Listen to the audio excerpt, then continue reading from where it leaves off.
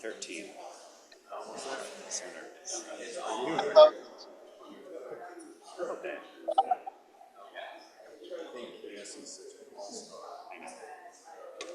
When he could do it with that. I have a hot mic too. Oh, yeah, I would turn it off for now. Right.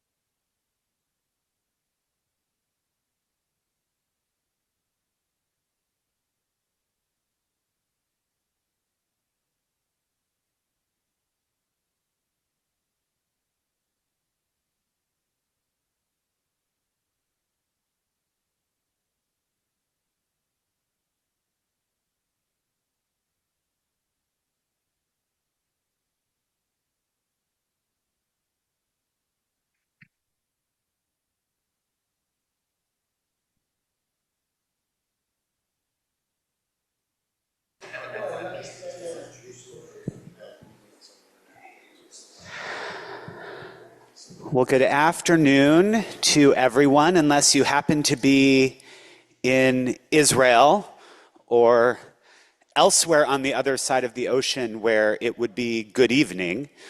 And luckily, we did figure out the whole daylight savings time confusion, because it is not daylight savings time in Israel for another 3 weeks. So there is a very good chance that our very special guest could have been either an hour early or an hour late. That's math that's far too complicated for me. But we are very glad that Google and Dr. Barlavi helped us figure out what time it would be in both places today. This is just such a special opportunity for us, and always to be joined by Dr. Matt Tapie, from the St. Leo University Center for Catholic Jewish Studies. I should introduce myself, because in this joint program, especially many of the folks joining us via Zoom don't know me. I'm Rabbi Joel Simon. I am the senior rabbi at Congregation Schaarai Zedek. And when I first came to Tampa 18 years ago as assistant rabbi at the time, one of the first things I learned was how important our partnership with the center is. And the kind of program that we've been able to put together because of that partnership has always been a gift and always a blessing to both of our communities. I'm going to let Dr. Tapie officially introduce Yossi a little later, but well, first of all, and I've shared with many of you often, but whenever anything happens in the Jewish world, Dr. Tapie is always one of the first to reach out and offer thoughts and say that he and the center are here for us in our local community any way they can be. And of course, after October 7th, not only was Dr. Tapie one of the first to reach out, but it was an opportunity for us to get together, and I wanted to hear where he was, he wanted to hear where I was, we wanted to see what our communities could do in partnership. And the first thing I said to him is, you need to be listening to this podcast. It's called For Heaven's Sake, and it's where I turn to help me process what's going on in the world, how to understand it, how to live in this conflict between different opinions that exist in me. And Dr. Tapie said, I've been listening to For Heaven's Sake forever. And we learned that we had one more thing in common. And we said, wouldn't it be incredible if we could have some kind of program where we were able to bring in Yossi, and it took a couple years. But here we are. And Dr. Tapie, I'm just so grateful for your partnership in so many ways, and honored to be sharing this conversation with you. Thank you so much, Joel. It's an honor and a joy to partner with you once again here in the community, as we have so many times before. I learned of Yossi and his work from Rabbi David Mayan, who was the inaugural Cone Chair in Jewish Thought at the St. Leo Center for Catholic Jewish Studies. But I do want to welcome everyone in person here, as well as those who are online. We have around 80 or so who are tuning in, and we're very glad that you are with us as well. Welcome to Israelis and Palestinians in the context of Catholic Jewish dialogue, understanding Israeli perspectives with Yossi Klein Halevi. The CCJS, for those of you who may not know and who are tuning in for the first time, is an academic center at St. Leo University in Florida. And for almost 30 years, its mission has been to build mutual understanding and respect between Catholics and Jews and all people of goodwill through interreligious education programs like this one. We have programs on campus and teach hundreds of students in classrooms. We have scholarly and research initiatives, but we're also in the community like we are today. And we are so grateful for our fruitful relationship working with Rabbi Simon, who is so talented and open and welcoming, and we couldn't ask for a better friend in the community. At the beginning of last year, our center began envisioning a series that would directly engage a topic we always discuss: Catholic-Jewish dialogue and relations. But we wanted to focus on how we as Catholics and Jews should discuss the difficult topic of relations between Israelis and Palestinians. What steps can Catholics and Jews take toward a fruitful conversation? Some of the questions that emerged: what is the meaning of the state of Israel today for Jews? Some Catholics may not know. What is the relationship of anti-Semitism and anti-Zionism? Should Catholic-Jewish relations engage this topic? And there are other questions as well. How can we create a dialogue where we can carefully listen to each other's story?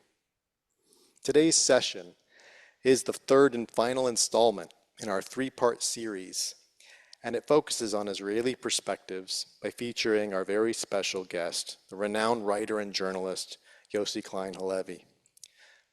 Allow me to introduce Yossi, who is a senior fellow at the Shalom Hartman Institute in Jerusalem. He is co-host, together with Daniel Hartman, of the Hartman Institute's For Heaven's Sake podcast, the #1 Jewish podcast in the English-speaking world. Halevi's 2013 book, Like Dreamers, won the Jewish Book Council's Everett Book of the Year award. His latest book, Letters to My Palestinian Neighbor, has appeared in 12 languages. He is currently writing a book about the meaning of Jewish survival. Halevi has written for leading op-ed pages in North America and is a former contributing editor to the New Republic. He is frequently quoted on Israeli, Middle Eastern, and Jewish affairs in leading media around the world. He co-directs the Hartman Institute's Muslim Leadership Initiative, which teaches emerging young Muslim leaders in North America about Judaism, Jewish identity in Israel. Over 150 Muslim leaders have participated in the unique program. Yossi, thank you for your work in interreligious dialogue. It was a joy to meet you in November in Israel, and thank you for being with us here today. I'll turn it over to you and Joel for the next few minutes. Joel, I believe that you had a few questions. Well, you are also often quoted from this bima, because I really don't talk about Israel without sharing your and Daniel's perspectives and encouraging people to listen to the podcast. And again, you both have been my rabbis and teachers for many years, but especially since October 7th, and helping me figure out how to bring my thoughts to the congregation. Dr. Tapie gave us a little bit of introduction for you, but I think for folks who don't know you as well, especially as we're talking about dialogue of those with different opinions. You've lived in so many different opinions. And can you share with us how you moved from a Kahanist circle and maybe explaining what that is to the Hartman Institute, which maybe you'll also help share what that is and your progression in between? Well, first of all, thank you both for really such a warm welcome. I feel embraced and I'm instantly part of your wonderful community, the community that the two of you have created together. And when you invited me to this forum, I was especially keen on participating because, as you both know, it's the relationship between Catholics and Jews over Israel has become increasingly strained, and I'm deeply grateful for the courageous work that you're both doing. So thank you for having me.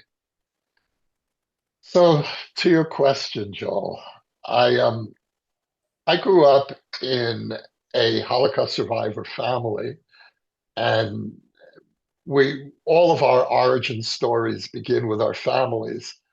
In my case, my origin story really begins with the Holocaust. And my father was a very rare survivor in those days, in the sense that he spoke constantly about his experiences and about what had happened to the Jewish people. And I say that it was rare because in the early years after the Holocaust, survivors were either too stunned or simply didn't have the words to explain to their American children what had happened. And and survivors were keen on creating new lives and moving on. And there wasn't this tendency to dwell in the past. That came later for survivors. The outpouring of memoirs that we now have, or the survivors who speak in schools and the Holocaust museums that we know, this is all relatively a new phenomenon. And so my father, in that sense, was a kind of pioneer. And I grew up and as an extension of his experience, as really living his vicarious memories. And and so I grew up as a kind of a surrogate survivor, which was how he intended to raise me. He wanted me to understand that the Jews are vulnerable, that we live in a world where we're hated, and not to be naive. He was desperately afraid that his American children would be naive Americans who wouldn't be able um, to cope with anti-Semitism.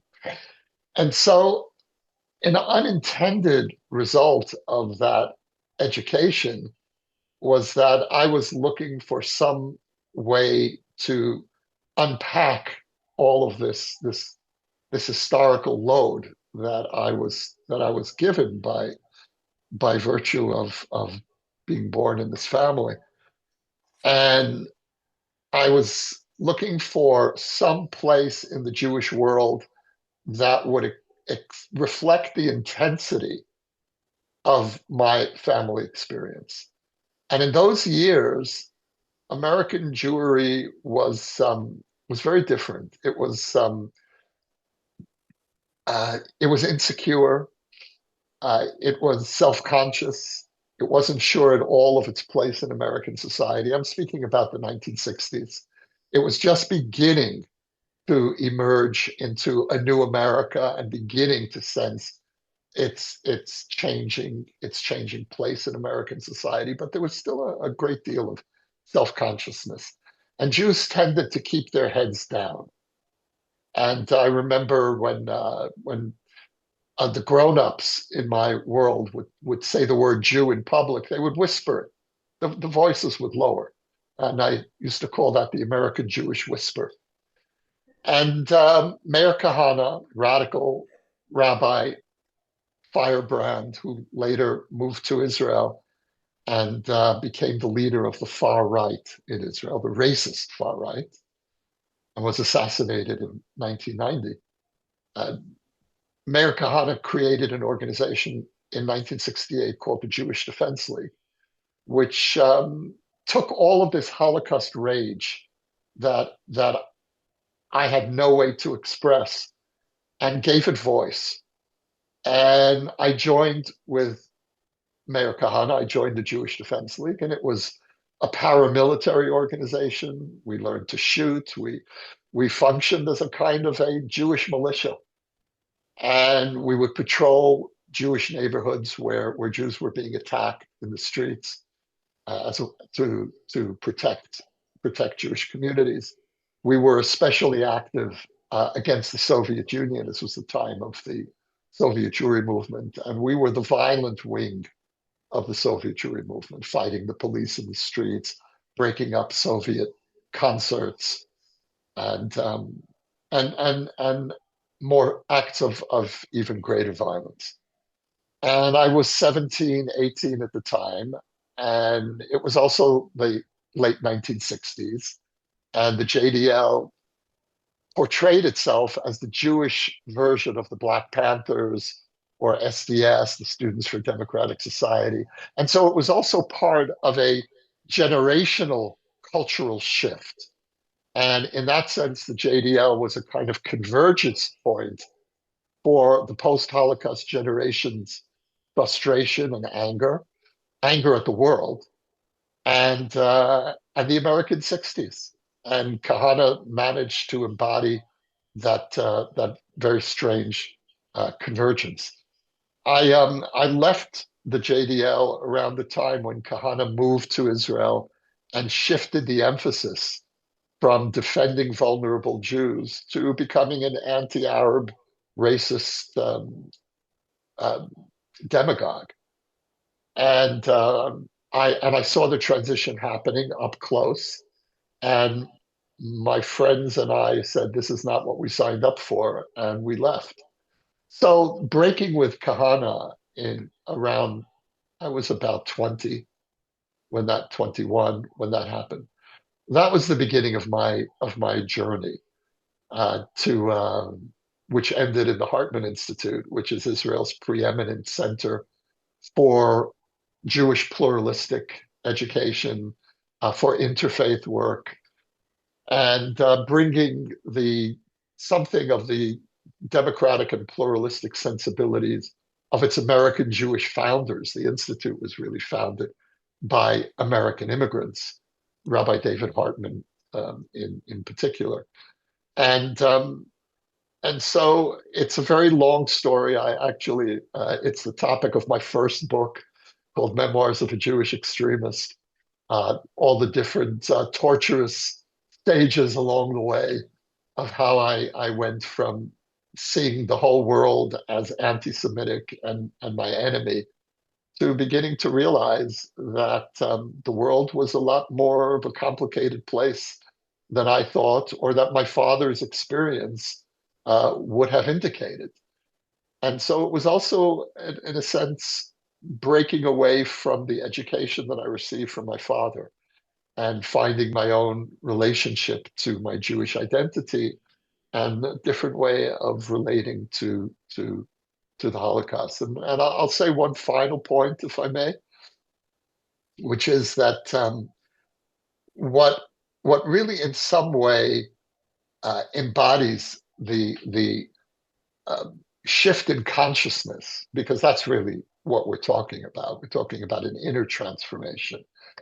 For me, was gradually realizing that my father's generation was really the least fortunate generation of Jews in history.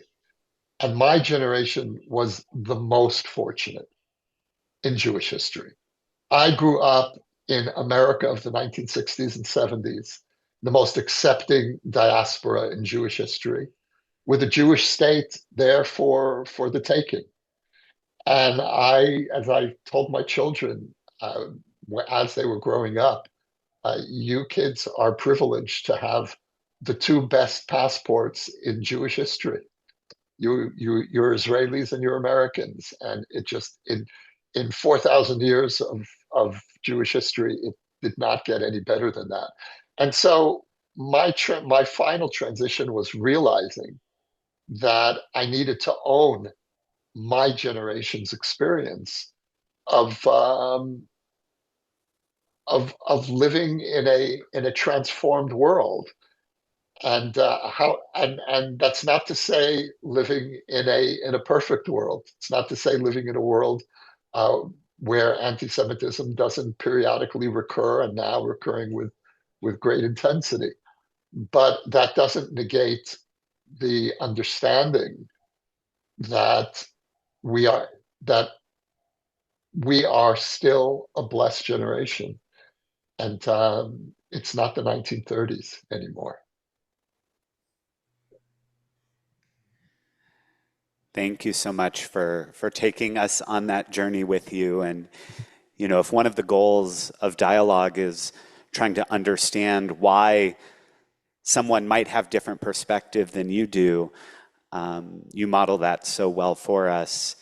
And I think such a big part of that is from your experience, but even many people with diverse experiences still don't bring that understanding. So thank you Well, for thank you, modeling that Joel. for us. I often feel as if I'm having an ongoing interfaith dialogue with myself, or the different parts of myself that I'm trying somehow to reconcile. So, Some of the best conversations are with ourselves. It's just whether we let others in. Um, so we've planned this conversation for a while, and what is interfaith dialogue post October 7th? What is interfaith dialogue post October 7th? But then things changed a little bit a week ago. I emailed Yossi Sunday morning, a week ago from right now, and I said, of course, our assumption is that we're going to be postponing this conversation. We want you to take care of yourself and take care of your family. And in such an Israeli way, Yossi wrote back, why would we postpone? I'm in if you guys are. But we do want to take a moment to recognize this moment. So, Yossi, can you, first of all, share with us where you are right now and why you are where you are, and how we as a mostly American community can understand what's happening in Israel right now? so at the moment, I'm sitting in the safe room in my apartment, and every Israeli apartment that's been built, say, in the last 20 years or so, um, by regulation, must have a safe room, which is reasonably secure from missile attack, provided it's not a direct attack. If it's a direct attack on the safe room, then there is there's no protection. But we feel generally safe when we lock the iron door behind us, and it's it's become a kind of routine for us, and this is very hard, I think, for people outside of Israel to understand what it means living with existential threat as a permanent part of reality. And by existential threat, I mean on two levels. There's the collective level, the threat to the existence of Israel, and there's the personal threat. And we've been living in and out of shelters in this country really since the early 90s, since the first Gulf War with Saddam Hussein. And that was our first experience with running into safe rooms. Those Israelis who don't have a safe room in their apartments, and that's at least a third of the population, have to make do with public shelters, which can be underground garages or shelters in apartment buildings.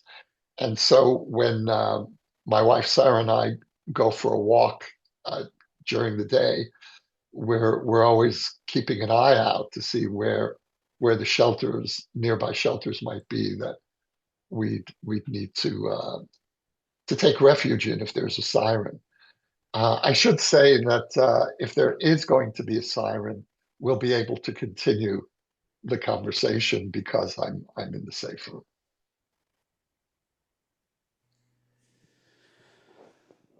So we're at war. America and Israel together attacked Iran last Saturday evening. You shared in the most recent podcast, and I don't know the source of the poll, but I think you said 92% of Jewish Israelis are in favor of this war. And that's not necessarily the world we're facing right now. So again, without fully shifting the goals of our program, but also wanting to take advantage of your being with us, can you share your perspective right now? You have personally been talking about this issue for a long, long time. So how are you viewing what's happening right now? And maybe to give us a little bit of optimism, what would your best case scenario coming out of this be? Not necessarily victory, but what does success look like? Oh, the poll is extraordinary, and certainly in my own personal experience, that's borne out. I don't know anyone who is in Israel who is opposed to this war. And that level of near unanimity is virtually non-existent in Israeli discourse. So there's such a deep sense of disconnect between Israel and much of the rest of the world, where this war is extremely controversial and unpopular, and is taken for granted among Israelis. I should say, again, Israeli Jews, as you noted, because Israeli Arabs are much less in favor. I think the figure is about 25% of Israeli Arabs support the war, which itself is actually, quite surprising. For that community, that's a very high percentage to support Israel at war. So the reason that Israelis feel this way, Israeli Jews are so unanimous. And again, bear in mind that many of us feel about Netanyahu and his government the way many of you feel about your president and your government. And which is to say, we have no trust in this government. I regard this government as um, as a danger to Israeli well-being, a very serious threat. And yet, and I've spent much of the last few years in the streets demonstrating against this government. And still, when it comes to this war, we've suspended our criticism, our skepticism, and we've lined up behind the government that we detest for the greater good, because we believe that this is a war that's unavoidable. And Israel has been at war with Iran since 1979. Iran declared war against the great Satan, which was America, and the little Satan, which is Israel. And the war between Iran and America has been sporadic, sometimes abstract. There has been nothing abstract or sporadic in Iran's war with Israel. Iran succeeded in surrounding Israel on almost every border with its terror proxies. And the war that began on October 7th was not principally the Israeli-Hamas war, even though that's the perception in the world. The war with Hamas was only one front And Israel didn't experience the war as primarily the Gaza war. This was a war with roving fronts from Gaza to Lebanon to Syria to Iraq to Yemen and ultimately to Iran. And so the war that began on October 7th really was the Israeli-Iranian war, which is now playing out in its final stages. And from an Israeli perspective, there is a compelling strategic argument for this war and a moral argument. The strategic argument is that Iran is not only the center of the efforts to destroy Israel. The Iranian regime has declared the existence of Israel a theological affront, and in the apocalyptic theology that it has developed under its first leader Khomeini, and then carried on by Khamenei. Israel plays a very key role in the apocalyptic scenario. The Mahdi, the Shiite Messiah, comes back and destroys the Jewish people. That is key to how this strain of Shiite theology sees its war against Israel, and so it sees it in clearly messianic terms. But the war against Iran is also against the region's greatest threat. Iran set as its goal the domination of the Middle East. It succeeded in controlling, directly or indirectly, at least 4 Arab countries: Iraq, Lebanon, Syria in its day, and Libya. And every one of those countries was ravaged by the Iranian occupation. And so the war against Iran is also a war for a region that can begin to see a different future for itself. And the alliance that's emerging between Israel, the Gulf states, hopefully the Saudis, and other Arab countries to contain the Iranian threat, I think offers great hope for the future. The moral argument here is that, we've just been through a brutal 2 years of war in Gaza, which, as we all know, galvanized much outrage around the world. The cause of Gaza became the preeminent political movement among young people in the West. And that war had terrible consequences. Probably 40,000 civilians out of the 70,000 who were killed. 40,000 were civilians out of the casualties in Gaza. Those 40,000 casualties, we can discuss the war in Gaza, and we probably should. I feel that it is a war that was unavoidable, and I also feel that in some ways the war got out of control. But in 2 years of brutal combat against terrorists who were embedded in a civilian population with hundreds of kilometers of tunnels and thousands of booby-trapped homes, the same number of civilian casualties that were killed in 2 years of fighting in Gaza were killed by the Iranian regime in a few days in January, 30 to 40,000 civilians.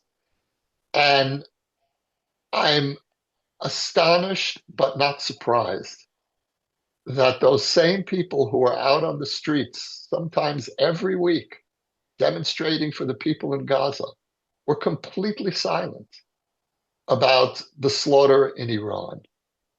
And now that we are attacking the regime, Suddenly, we're hearing progressive voices expressing their solidarity with the Iranian people and President Obama, for example, who didn't have a word to say in January about the tens of thousands of casualties in Iran, now says his heart is with the innocent casualties in Iran.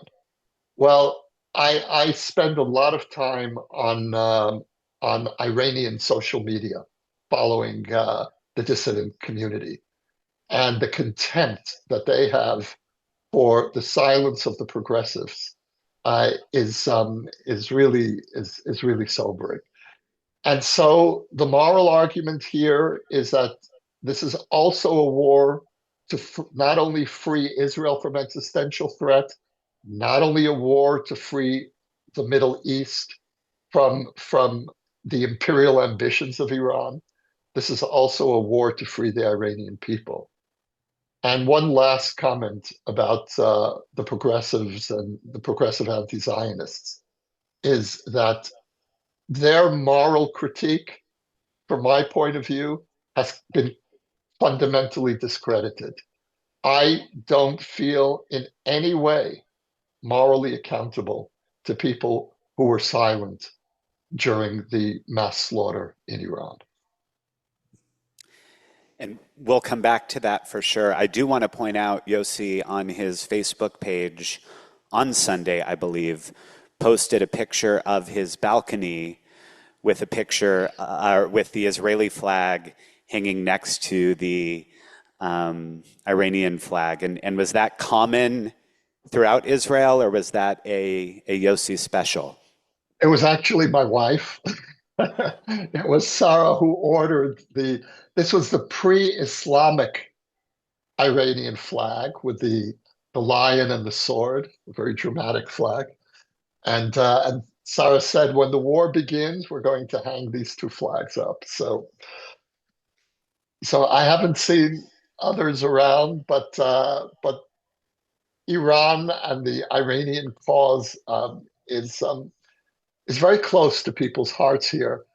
And one of the most extraordinary things that we've seen, and Joel, I don't know if you've been following this, but all around the Iranian diaspora, there's been an outpouring in the streets, mass demonstrations, and there are three flags that are flying at these demonstrations. It's the pre-Islamic revolutionary Iranian flag, it's the American flag, and the Israeli flag. And there's something so moving to me to see Iranians of all people. This is Israel's greatest strategic enemy, and yet the people of Iran, there's this outpouring of sympathy and solidarity with Israel. And what this war has done, I think, for many of us, is remind us that Israel has been on the right side of history. And whether everything that happened in this war should have happened or not over the last 2 years, and that's an important question that the Jewish community needs to ask itself. What went right and what went wrong in the last 2 years?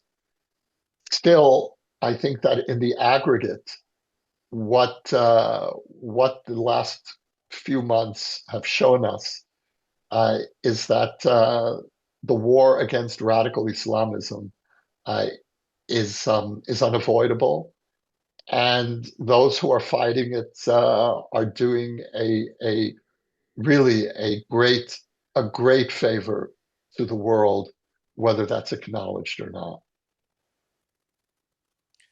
Thank you very much, Yossi, for your comments. The next question is, can you share about the meaning of Israel for Jews today? As you know, the Vatican teaches, or as you may know, the Vatican teaches Catholics to strive to understand how Jews define themselves. And so Catholics have this in their mindset. Perhaps recommend a few resources for Catholics who want to study and learn about the history and complexity of Israeli society. Well, I appreciate the question. I should say, that we're in the 60th year of Nostra Aetate, which began the most extraordinary process of self-examination and atonement that any religion ever undertook in its relationship to another faith. And I think that that's something that the Jewish community needs to internalize deeply, because this is something that, the advances we've seen in 6 decades in Catholic Jewish relations, something we didn't see for the entire 2,000 years that preceded it. And so this is we really live in extraordinary times, and it's all the more reason why we need to do everything we can to protect this precious legacy that we've inherited from the last generation. The what makes the what makes it so difficult for outsiders to understand Jews is that Judaism doesn't operate quite the same way as the other monotheistic faiths. In fact, we can't even agree among ourselves what we are.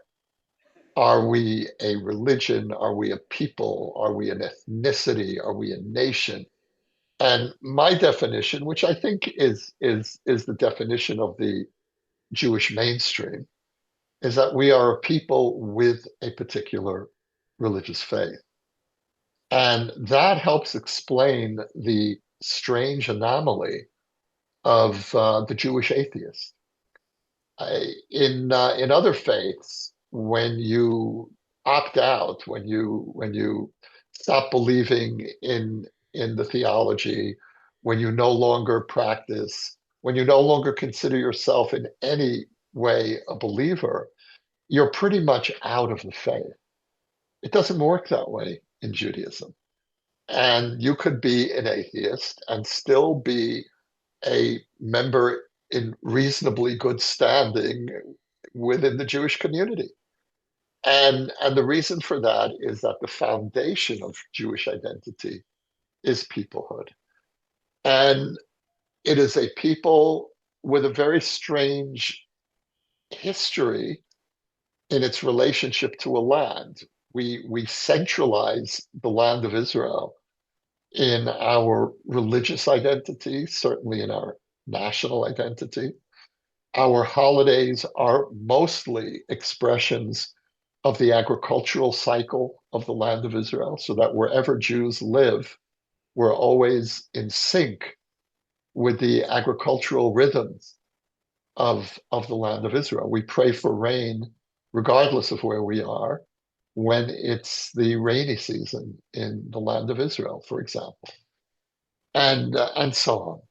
And so the strangeness, though, of the Jewish relationship to the land of Israel is that while we have centralized the land in our identity and in our religious practice, Jews have lived outside the land for most of our history.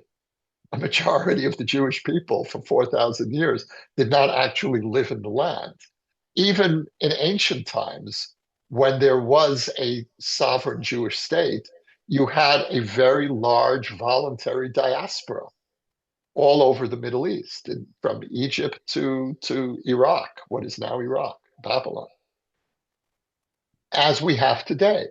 We have a homeland and we have a very large diaspora. The Jewish people today is almost evenly divided between the state of Israel and the diaspora. The state of Israel is home to the world's largest Jewish community, which is really the great success of Zionism. Because when we started out in 1948, there were 600,000 Jews. Today, Israel's population is 10 million. And so we have a very kind of unsettled relationship to our identity. It's very fluid, peoplehood, religion, ethnicity. We have a very fluid relationship between land and diaspora. But you can't understand the Jewish people without understanding the interplay between homeland and diaspora, which is really at the core of our identity and our practical lives, our history. One last point here is that for the 2,000 years when the Jewish people was in exile, and I define exile as the condition of enforced involuntary separation from the homeland. The moment you have a Jewish state, then Jews who live outside of Israel are no longer in exile. They are in a condition of voluntary diaspora, because anyone could just get on a plane, as I did as a young American Jew in 1982. I got on a plane at Kennedy Airport and flew to Israel and said, I'm home and I'd like to make it official. And Jews who don't take that step have a connection to Israel, but it's a different kind of connection. And so we are living at a time when it's no longer the land of Israel that is central in Jewish imagination the way it was for 2,000 years of exile. Today, the abstract land of Israel has become the concrete state of Israel. And the state of Israel is now the practical center of Jewish life for Jews around the world. Israel, as I said earlier, is the largest Jewish community. It's also the repository of the most vibrant form of collective Jewish life, because we are in control of our own sovereign space. And so it's the only place in the world where the Hebrew calendar is the normative calendar. And so this creates a concretization of what was for 2,000 years of exile an abstraction and a longing. Thank you very much, Yossi. And always to be put on the spot to explain what Jews think about anything. The first thing to explain is again, we can't agree with each other, we can't agree with ourselves. So, but that was really a wonderful attempt. Thank you. And I think also to understand dialogue concerning Israel and Israel itself is recognizing that conversations about Zionism and Israel change in moments. And the conversation before the Holocaust was different than the conversation after the Holocaust, pre-1948, post-1948, pre-Six-Day War, post-Six-Day War, the Yom Kippur War. And surely October 7th is our most recent moment that changed dialogue concerning Israel. So can you tell us a little bit where we were before October 7th, what October 7th did to that conversation, and maybe a little bit about where we are now? So the period before October 7th was an extended stretch that I would call the post-Holocaust era. And the post-Holocaust era was a time of remarkable Jewish renewal. We went from the lowest point in Jewish history, which was 1945, to the peak moment of Jewish power, ability to defend ourselves, centrality on the world stage, significance in the world conversation in a way that we have never been before. And we made this transition from the absolute lowest point in our history. And we did it in a single generation. And I know of no example of any people that managed that. It is the single greatest achievement of survival in Jewish history. And that period, the 75 years or so between 1945 and October 7th, 2023, 80 years, whatever exactly it is, that period came to an end on October 7th. And what happened on October 7th was the return of acute Jewish vulnerability and a sense of aloneness in the world. For a few days after October 7th, or a few weeks, we had support and understanding, sympathy, but that very quickly evaporated as the Gaza war intensified. And we went from being perceived as victims, of October 7th, to being victimizers. And we are now in this loop between victim and victimizer. And neither of those identities seem to me useful in understanding Israel. We're not victims. And even on October 7th, we weren't victims. We had a momentary lapse in our ability to protect ourselves, which lasted all of one day. And it was a terrible day. It was the worst day in the history of the state of Israel. But we very quickly recovered and went on the offensive and made a decision to uproot the Hamas regime that had done that to the Jewish people. And however one sees the war in Gaza, it was not an attempt to destroy the Palestinian people. It was an attempt, not successful in the end, to destroy Hamas, to destroy the Hamas regime. And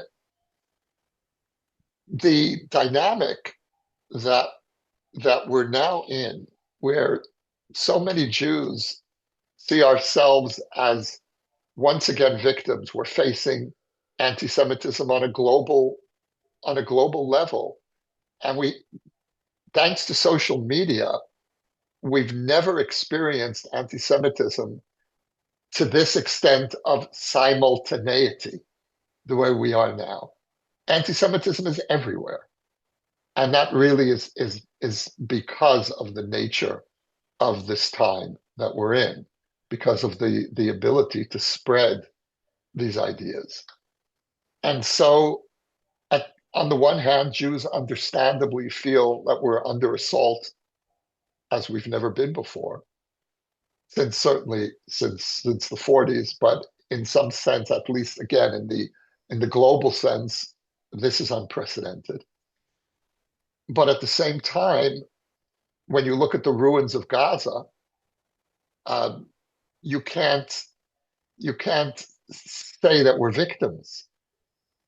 And again, I believe that we basically had no choice but to fight this war against radical Islamism.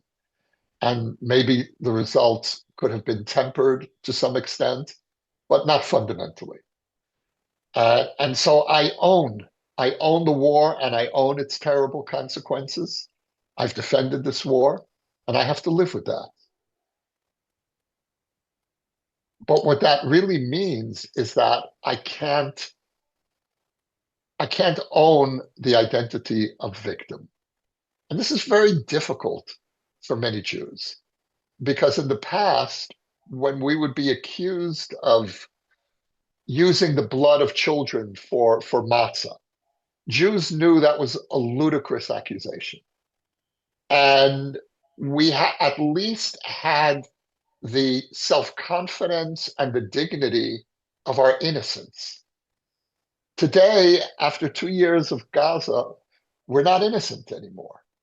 I don't believe that we're Nazis. I don't believe we're guilty of genocide, but we're not innocent. You can't wield power to the extent that we have, necessarily, but nevertheless, you can't wield that level of power and still be victims. And so we're in this very strange moment in Jewish history, where on the one hand, we feel once again that we're victims. We're being attacked on every side. The wildest conspiracy theories are becoming normative from the left, the right, from the Muslim community. And, you know, when there's an anti-Semitic attack, the first question that I ask myself is, who did it? Was it when there's a swastika painted on a synagogue, we don't know whether it's a right-wing swastika celebrating Nazism, or whether it's a left-wing swastika accusing us of being Nazis. But it's still the same swastika being painted on a synagogue. And so we're in that moment, but we don't have the same sense of our innocence, which helped get us through in the past. And it's a very strange moment for the Jewish people. And that strange moment leads often to difficult conversations. And again, sitting with Dr. Tapie in conversation is always so easy, but it's not always that way. And whether it's within the Jewish community, with our interfaith partners or friends, neighbors, and while I can't speak to it, outside the Jewish community, I'm sure having conversations with friends and neighbors as well, those conversations are hard. A joy of joint programming is we have lots of different titles and can even give those titles to our different communities. And at one point I called this conversation, keeping conversation regarding Israel holy. And what does it mean for conversation to be holy? And your podcast, which I always recommend, and hopefully everyone has hit that subscribe button on your podcast app of choice, but it's called For Heaven's Sake. And not everyone of our attendees or participants today may understand where that comes from. So could you explain the concept of L'Shem Shamayim, what it means to you as you approach difficult conversations with those who may not always agree with you, how it plays out on the podcast, and how it plays out with those with whom you have more differences than you do with Daniel. And for those who haven't learned, Daniel and Yossi represent two different perspectives who can seem far apart, but really, in the grand scheme of things, are probably closer together than most of the people with whom you speak. Yeah, right. That's right. That's really true. In Jewish traditional text learning, you have a study partner. It's called a chavruta, your friend, your study friend. And the way that chavruta study works is you argue with each other, but you're arguing for the sake of heaven. You're arguing to understand the word of God and how that applies to your life. And Daniel and I have tried to take that model and apply it to our political conversations. And what does it mean for two friends to sit down who very often disagree, maybe more about nuances than substance? And that's probably partly why our conversations work, is, as you noted, the differences between us are not as great in this cultural moment as perhaps they once would have been. And but still, we have enough disagreement to sustain a weekly podcast, and we're able to do that because of the sense of shared purpose. We are part of the same project, which is the enhancement of the Jewish people, and through the Jewish people as a way of enhancing humanity. And Daniel and I have different emphases, different priorities. I'd say that's really the source of our disagreement most often. Daniel's primary commitment is to the moral health of the Jewish people in the state of Israel. My primary commitment is to the physical well-being of the Jewish people. And that comes from each of our backgrounds. Daniel is the son of one of the great Jewish philosophers of our time, David Hartman, and I'm the son of a survivor.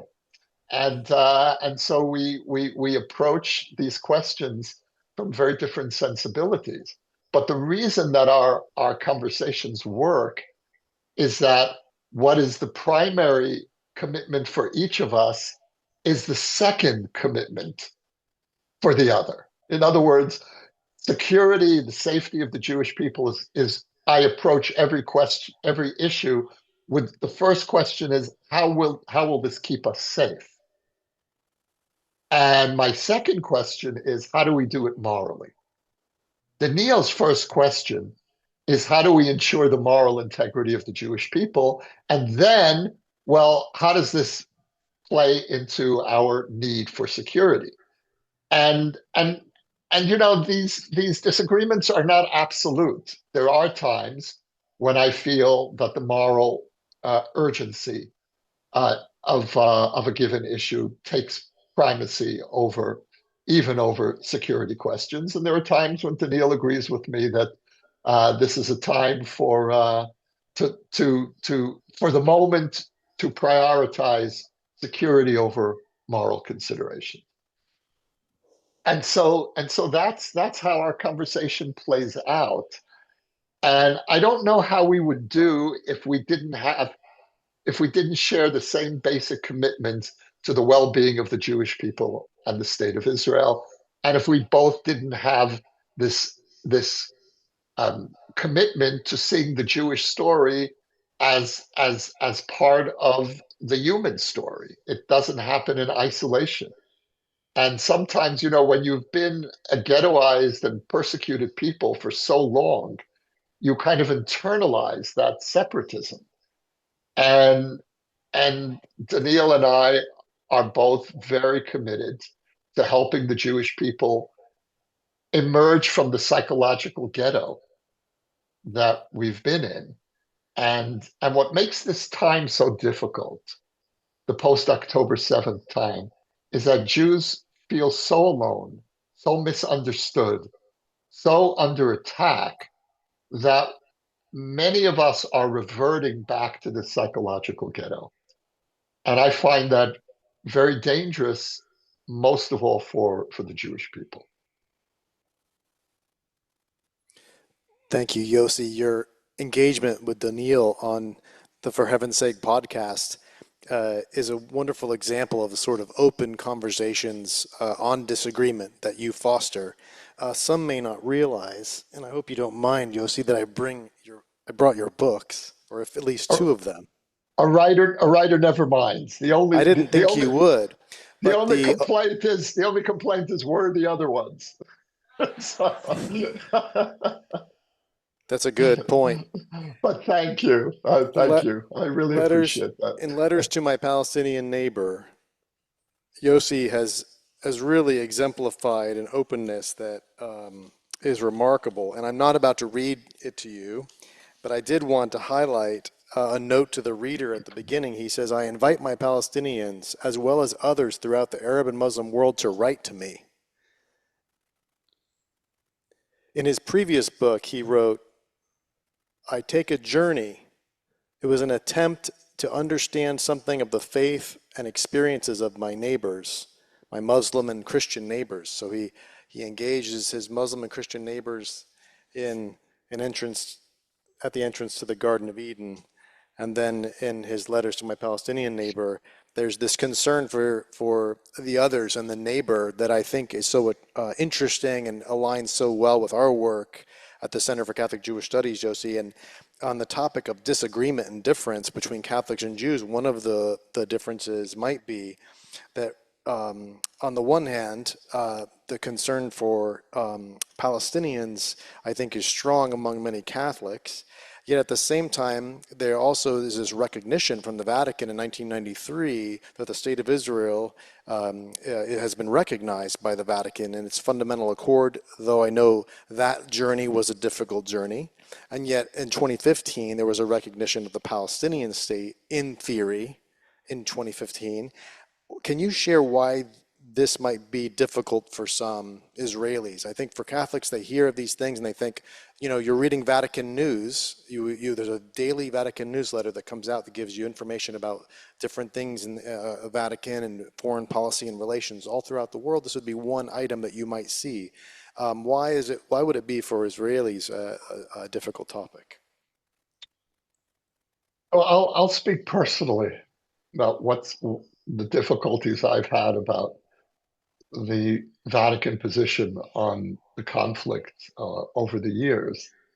Is that I've had the feeling, with some exceptions, Pope John Paul was a major exception, as was Pope Benedict, where I did feel that Israeli concerns were taken seriously. I feel that less in recent years, and my expectation is not for the Vatican to be pro-Israel at the expense of the Palestinians. I'm hoping for a Vatican position that has its heart open to both peoples and that's listening to the concerns of both peoples, that is trying to understand the positions of both peoples. And I have no right to ask for more than that, but I don't always feel that I'm getting that. I don't have the right to ask for more than that, but I also feel I can't expect less than that. I need to be heard, not agreed with, but I need my concerns to be heard in the Vatican, in the Catholic world. And to hear the Israeli position, how do we understand how we got to this point? How does someone like me, for example, who has advocated for a two-state solution for years, how do I justify, and I do, Israel's war? How do I accept? How do I live with the fact that that we're occupying another people? And I hate the occupation, but I also see it as unavoidable at this point, given our experience with the Palestinian leadership, the Palestinian national movement, which has not come to terms with the right of Israel to exist, quite the opposite. And so I would hope that Catholics would listen to and try to understand the position of liberal Israelis who want justice, who want to free both peoples from the occupation, because Israel is also, in some sense, being occupied by this terrible situation. This is a tremendous moral burden on the Jewish people, and I want us to be freed from that burden. But I also want our friends to at least listen to us and try to understand why we feel the way we do, and then draw your own conclusions. Listen to the Palestinian side, listen to the Israeli side.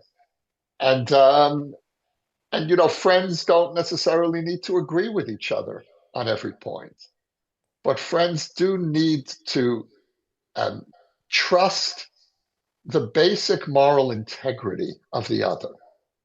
And I don't always feel that my moral integrity as an Israeli is being respected. Thank you, Yossi.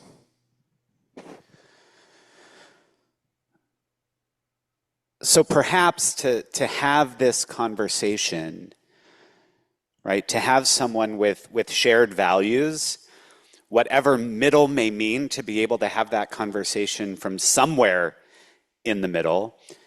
But is machloket l'shem shamayim, is this argument for the sake of heaven possible with those who fall more in the extremes, and especially within the Jewish world, when there are those for whom expressing any concern for any Palestinian makes you anti-Semitic and anti-Zionist, or on the other hand, were to say, you know, it's okay that you're Jewish, but to be accepted into this group, you have to give up any support or any connection to Israel.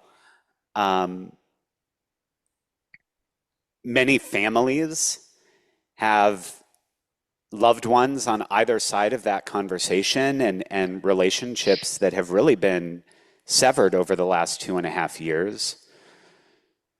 So what is machloket l'shem shamayim? What is conversation for heaven's sake in those cases, and what kind of repair perhaps is possible moving forward? So to really speak about the internal Jewish discourse, or the dysfunctional, the increasingly dysfunctional Jewish discourse, we are experiencing threats from internally, from two directions, and you touched on both of them. On the one hand, there's a growing far-right tendency among some Jews, a tendency toward anti-democracy, especially in Israel, toward rejecting sometimes even the basic humanity of the other side. And then on the other extreme in the Jewish community, you have growing anti-Zionism, which rejects the legitimacy of a Jewish state. So the entwinement of Israel's two foundational identities as a Jewish state and a democratic state are being torn apart by our two extremes. And any healthy community needs to do two things. It needs to be as broad and welcoming as possible, needs to be a big tent, but it also needs to have red lines, or to use the tent metaphor, it needs flaps. The tent needs flaps. And there is a tendency in some parts of the Jewish community to draw those red lines far more tightly than they should be. And for me, the red lines are very, very broad. And anyone who, within the Jewish community, who upholds Israel as a Jewish and democratic state is part of the very broad mainstream, regardless of how you play that out. But I can't make common cause with someone who doesn't believe that Israel should exist. We're not part of the same project. We're not part of the same commitment. We don't have the same future. And now we need to really be careful about, even in this, with this red line, we need to be careful on how we apply it. So for example, synagogues should be spaces without flaps. Anyone who comes to pray should be welcome in God's house, and let God sort out whose prayers he favors and whose prayers he might have trouble with. That's not for us to do. And I think that's the intuition of most rabbis. If you show up to the synagogue, then you belong. But I do think we need to draw these very careful distinctions, these red lines around anti-Zionism and around the outbreak of Jewish fascism that we've been seeing in some parts of the Israeli right. We need to draw very, very clear lines in our political institutions, in our communal institutions. And there, anti-Zionism has absolutely no place, and anti-Zionists have no right to positions of leadership. So pretty much we're going no fascists either way. Yeah, that's a good way to put it. Yes. I Yes. think that works. I think there is a left-wing fascism and a right-wing fascism. Yeah. Absolutely.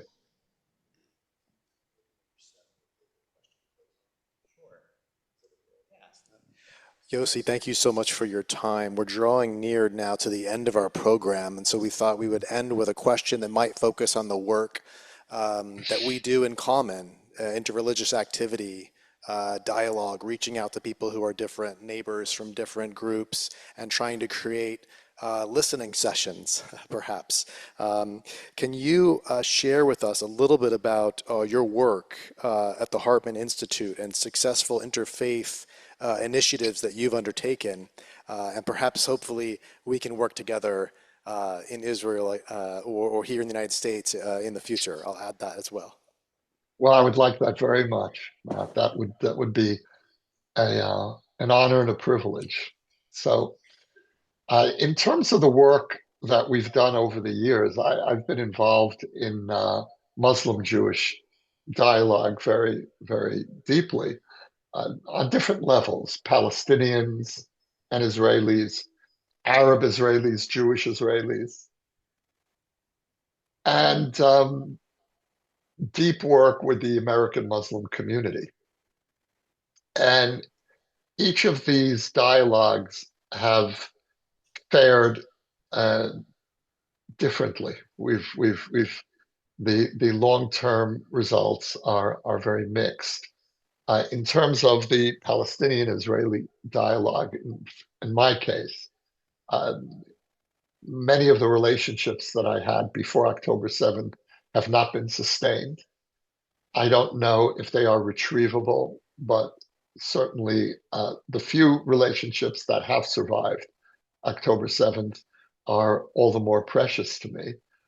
And I understand why some of my former Palestinian partners felt so angry at me. I was supporting this terrible war, and it was a terrible war. I felt it was unavoidable, but I understand why they saw this very differently. And in terms of the relationship with Arab Israelis, fellow citizens who are Muslim or Christian Arabs, uh, that those relationships have more or less endured. And at the Hartman Institute, in the last few years, we've really worked on developing those relationships as a core part of our commitment. We've opened up the Fellows Program to Arab scholars to an extent that we never did before. There were always a few Arab Israeli scholars at the Institute, but now there's a very significant presence. We have a program to train future Arab Israeli leaders in Israeli citizenship and in advocacy for their community. A very successful experiment. We have a program where we bring high school principals from both Arab schools and Jewish schools together to study the religious texts of all three faiths. And so we're operating within Israeli society. We're operating on multiple levels with varying degrees of success. The program that we ran with the Muslim community in the United States did not survive October 7th. And that's a long story in itself. I think you mentioned in your introduction that we graduated something like 170 young emerging Muslim American leaders from the program, which was really a tremendous accomplishment given the deep antagonism within the Muslim community to the program. They really tried to stop it. And they didn't succeed. The opponents of the program failed to stop it, but October 7th succeeded in stopping it. And I hope I hope we'll be able to retrieve something of the very hard and deep work that we did for almost 10 years together with our Muslim partners. I hope that work is recoverable and that it still exists as a model for what's possible. Where my attention and the attention of some of the other people running the program has increasingly gone to in the last few years is toward the Arab world, the Middle East. And the irony is when we began this program at Hartman for Muslim American young leaders, our assumption was that America is one of the few places where Muslims and Jews can model normal, even intimate relationships, and that we could then try to bring that model to the Middle East. But the way things are looking now with the Abraham Accords and the possibility of expanding the Accords so that the Saudis come in, and if the Saudis come into the Abraham Accords, we're looking at the beginning of the end of the Arab-Israeli conflict. There still will be the Palestinian conflict to resolve. But the 80-year war of the Sunni world against the Jewish state will be coming to an end, which is an extraordinary and very enticing possibility. But there are all kinds of openings that I see in a post-Iran war Middle East. And I'm hoping that some of what we've learned at Hartman over the years in teaching Judaism and Israel to Muslims could be useful in helping deepen these tentative relationships that are just opening up now between Israel and the Arab world. So that makes me, I suppose, in the current context, makes me an optimist. Well, that's a remarkable statement. And at the beginning of our time together, I asked, what success might look like in this current war. And the end of the Arab-Israeli conflict sounds like a pretty remarkable success if that's where we're able to end up. So I love that sense of optimism to bring our conversation to a close. And, we were hoping to have time for Q&A, and I hope everyone will trust that Dr. Tapie and I and Yossi really thought through the flow of today's conversation. But I think in light of the shared values that we have, this idea of machloket l'shem shamayim, of argument, conversation for the sake of heaven, I think our hope is that Q&A happens at home, and Q&A happens at your dining room tables and in your text messages and wherever you have conversation, and that these conversations make their way into your families, into your relationships, and surely into our continued relationship between the center, our congregation, our communities. And God willing, Yossi, this conversation continues with you at some point again in Tampa. We would love to have you here. Thank you. I look forward to that. Thank you. Would everyone join me in thanking Yossi for his time? Can you hear that? Thank you. Thank you all very much. Thank you, Yossi. And we thank everyone online as well as for tuning in. And you can always write to the Center for Catholic Jewish Studies with questions or comments. And we look forward to seeing you in future programming. Everyone, please have a lovely day or evening, depending upon where you are. Matt and Joel, really, thank you both for your graciousness. Thank you, Yossi.